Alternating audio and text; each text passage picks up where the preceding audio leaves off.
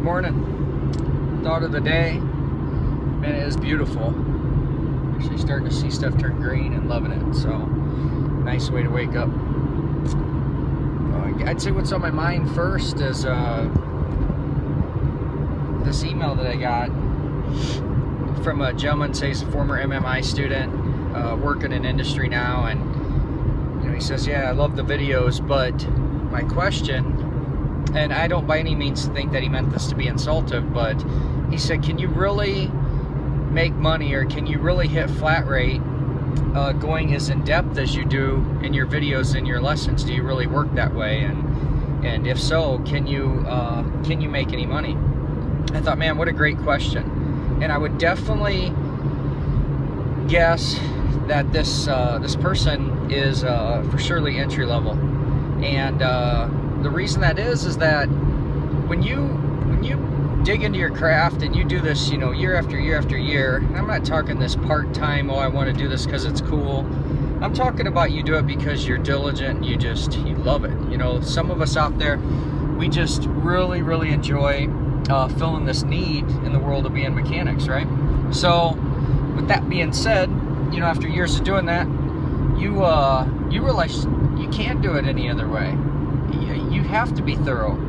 You have to buy little insurance policies. That's what I call it. What you're doing when you're the last video that kind of stemmed, I think, this conversation is about using a parts fish when you go to put something back together, and making sure that all those parts are there, making sure that they're in the right order. In this particular video, there were parts that were flipped from left to right, and could have caused, had the part been tightened down, it would have caused a locked up situation, making it non-function. And there's safety involved, so let's get back to the question. Can you make money being that thorough? What's the matter? I mean, honestly, it's more about how much money you can make. And yeah, you can really play both sides of this. I get it.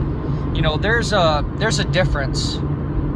Like another video, one that should be up today, I show stuff that you won't really do in the field. You've got to remember, people, the main focus of my videos, the main focus is for entry level. And I would say the second focus is to recreate or restir what the men and women in this country did. And I'm no historian, so I might be wrong about this, and feel free to comment or clarify, post articles, do whatever. But to my understanding, the men and women I'm talking about are from the 50s, 60s, that built this country, and there was a lot of pride and there was a lot of quality. And no matter what you went home as, if you went home as a laborer or whatnot, you earned your day's keep and you were valued in that community. With all this, stuff that we import, we take for granted that, people have to make it, whether it's food. Thank you, farmers, by the way. Driving past a bunch of your farm fields here in Iowa, and it's beautiful. Materials. I mean, everything. We take it for granted. We take it for granted. We pop our food in the microwave. We drive through a drive-through, and we think we're something really special. We've lost it, America. I really believe that. So, to I guess fully answer this question and move on with thought of the day, because it empowers me, it stirs me, because it just continues to remind me that I think that I'm on the right path here. Is that when you buy these little insurance policies, they cost, right? You buy insurance for your car, you buy insurance for your home, anything else. But man, when you need it, it covers your butt. And as far as being a mechanic, I really believe that all these little steps that I talk about and do and incorporate and say, hey, stop, check this out, do this. What I want you to really ask yourself is, how much time did that cost you? And then think about this as you build your craft and you work in the shop. Take a look at it. Add up a day. I mean, dig into this. Add it up in a day and say, you know what? I followed these good known practices, and they cost me 8 minutes today. When you start to look at it and you think, well, 8 minutes versus some insurance, 8 minutes, of time spent versus you know, 40, 50 minutes, hours of redo work, oh man, that's cheap. And if you take that times a year, you know, think back. Here's a really good example. You know, I'm doing this all just off the cuff here.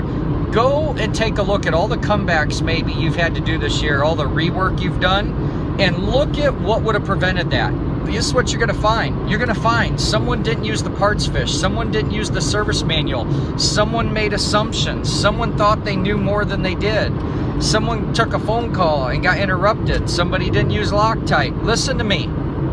It's all simple stuff. It is not rocket science. It is not that somebody is not calculating something necessarily to perfection. I get that those mistakes happen, but man, they are small.